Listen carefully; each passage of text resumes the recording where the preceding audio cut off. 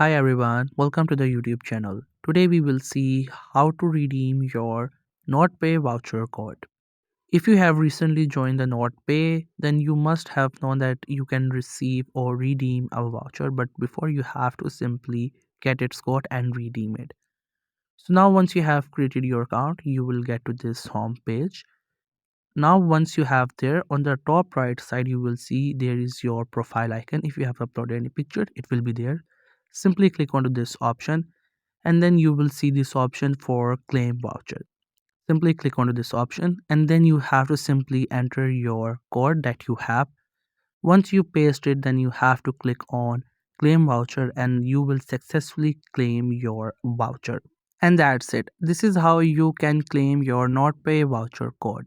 I hope you found this video helpful and informative. In case if you're not subscribed to the YouTube channel, then make sure to do it for more updates and informative videos. And thank you so much for watching the video till the very end.